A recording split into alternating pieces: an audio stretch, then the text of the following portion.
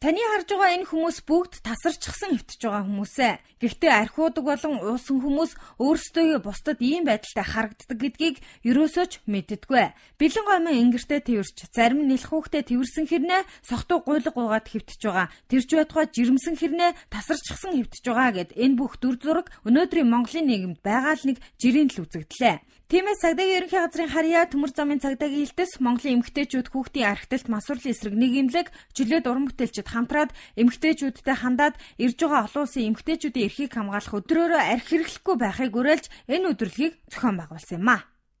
Одоо уушиг нь өвддөг, зүрх нь өвддөг бол эмээ уугаад тусал тариагаа хийлгээд идэгнэ гэсэн энэ архитектурын өвчин чи өөрөө ганцаараа дангаараа шийддэг өвчин биш байхгүй юу.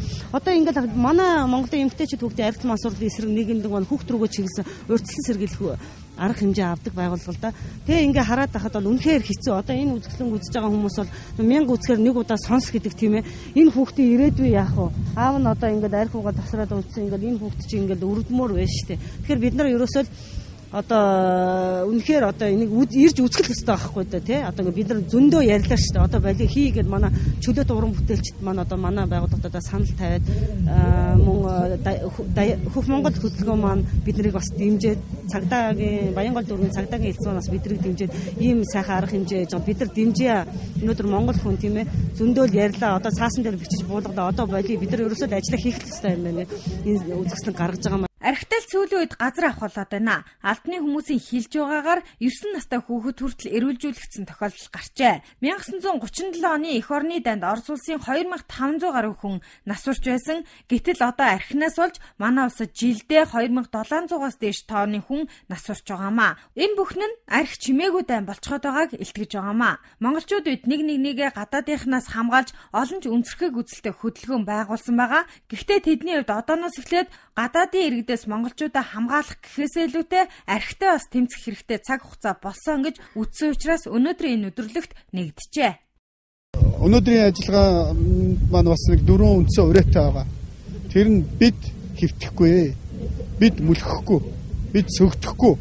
Тэрний төлөө бид бол ухрахгүй гэсэн юм дөрвөн үгээр орой болгож энэ ажиллагааг одоо хамтран хийцэн да. Одоо цагдаагийн мод. Өнөөдөр бол энд одоо бид нар хамтарч хийгээд амжилтанд хүрнэ гэдэгт бол итгэлтэй байгаа. Энэ хамт За тэгэхээр сүүлийн жилүүдэд эмэгтэйчүүд ялангуяа архинд орох нь их болсон байна гэдэг тоон судалгаач гарсан байгаа. Ер нь бол баяр ёслол болгоноор эмэгтэйчүүд одоо төлөнхийн төвд хөлдсөн осгосон байдалтай очих нь ихсэх болсон юм аа. Тэгэхээр энд одоо гарсан үзүүлэлтүүдээс харахад бас л эмэгтэйчүүд архинд орох болсон нь ихсэж байгаагийн шалтгааныг одоо энд бас харуулсан байна. За удахгүй Мартин 8-ны баяр болох чинь олон улсын эмэгтэйчүүдийн их хамгаалах өдөр болох чинь. Тэгээ энэ баярыг угтаад бас л ялгаагүй эмэгтэйчүүд та бүхэн архинаас болгоомжтой архийг одоо бас зөв зохистой хэрэглээрэй гэж хэлмээр санагдаж байгаамаа. Яагаад тэгэхээр энд бол насны ангиллын эмэгтэйчүүд байна. Жирэмсэн эмэгтэй хүртэл энд хэвтэж байна. Үнэхээр таныг эзэнд тэр божж байгаа хүүхэд яаж архиусан ээжээс эрүүл хүүхэд гарах вэ гэдэг бол асуудалтай байгаамаа гэдгийг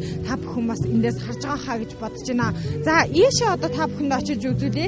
Энд жишээлбэл архины шилээр мод босгоцсон байгаа. За энэ архины шилийг бол зөвхөн Баянгол дүүргийн нэг л өдөрт ажилласан баарнаас цуглуулсан архины шил ийм хэмжээнд хүрсэн байгаамаа. Тэгэхээр өнөөдөр архи гэдэг бол үнэхээр хитэрч байна. Гэхдээ тийм учраас та бүхэн бас зөв зохистой хэрэглэх тал дээр анхаарах цаг болчихжээ.